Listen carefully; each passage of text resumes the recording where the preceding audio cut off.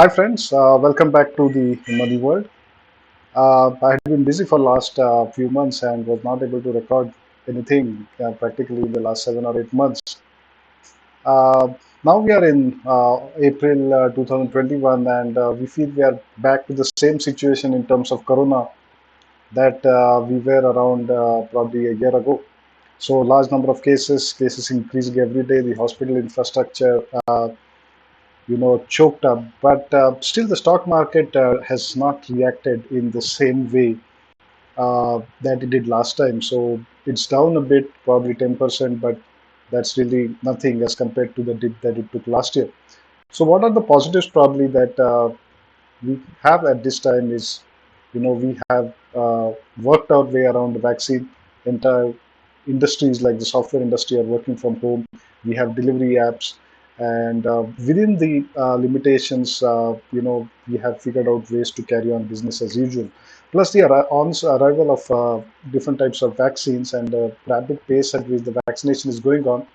So this should help contain the virus a lot, and it looks like the economic outlook is bright. Not maybe you know it will take a few months for the stock market to recover. But does that present the investors with an opportunity to invest? Because valuations are much lower than that they were earlier.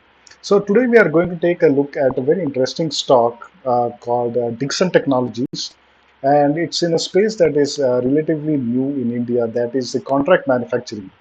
So we have all heard about Foxconn Technologies and many contract manufacturers in China, and there is a huge infrastructure for contract manufacturing in China.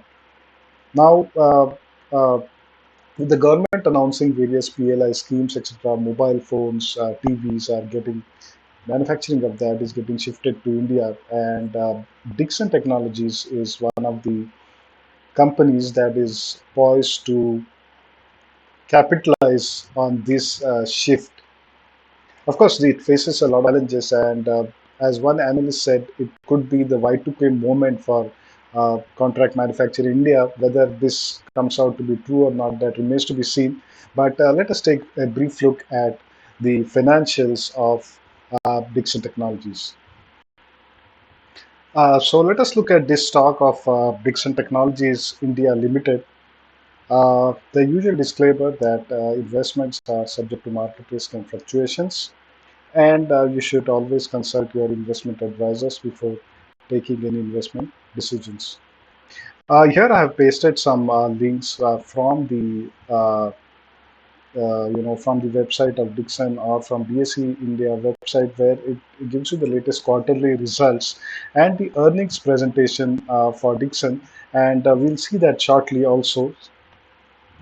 So, what has happened subsequent to the latest quarterly results of Q3 2021, that is December 2020, is that there has been a stock split. So, the stock which was of the face value of 10 earlier is now split into 5 shares of 2 each.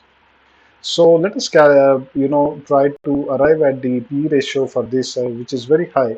So if you look at the Q3 EPS of that was 52, that means after the stock split, the EPS would be also divided by 5. It would be roughly around 10. Now, assuming this trend continues throughout 21-22, and we'll see in the presentation of the investor presentation that there has been a significant jump in Q3 over the previous quarters or even over the previous years. So this is a very optimistic scenario that the trend will continue throughout the next year. So even with that scenario, the price would, no, the EPS would be around 40 for the full year, for the full next year. And the current price is roughly 3,500. That means the P ratio is around 88, which is pretty high for such an unknown company in such an unknown sector. Now, what could be the reason behind such a high valuation? So let us understand that this Dixon is a contract manufacturer, and they call themselves EMS, that is Electronic manufacturing services, and primarily their products are LED TVs, washing machines, and mobile phones. Besides, there are some other products as well, and they do contract manufacturing for leading brands like Motorola, Samsung, and others. It is a zero debt company, but as expected, this is a high volume, low margin business. That means, the margins, most of the margins are probably kept by the brand owner like Samsung or whoever it is. So the net margin percentage is around 2.7, which is pretty low. And all their manufacturing facilities are in India.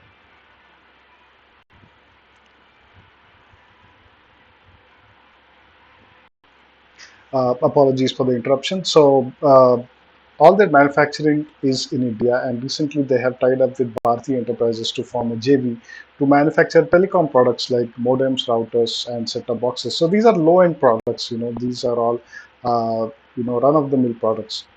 And yeah, but the good thing is that during the lockdown, when the entertainment options like multiplexes, cinema halls, or parks, theme parks have been closed, people have been spending more on white goods like especially TVs, laptops, computers, mobile phones, etc. So luckily, where in those sectors where the jobs have not been significantly impacted, people have been the spending has not gone down at all. So there is a huge spending still happening, and that is probably one of the reasons why the Q3 results were so astonishingly good.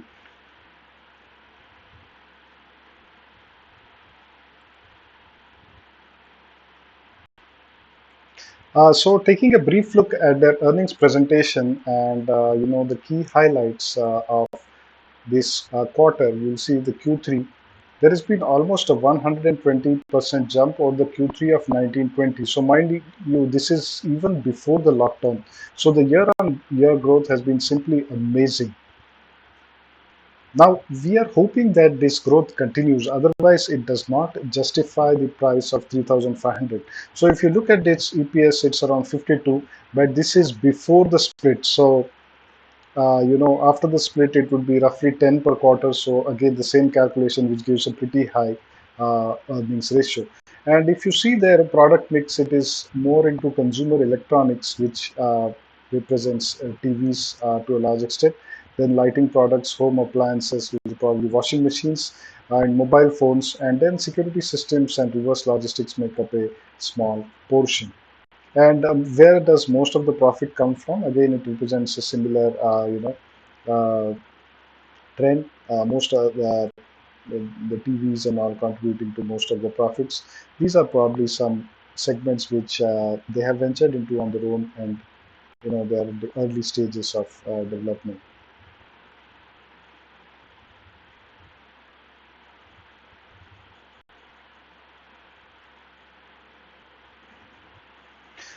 So that's all about Dixon Technologies. So I would recommend keeping this stock on your radar and accumulating it on dips.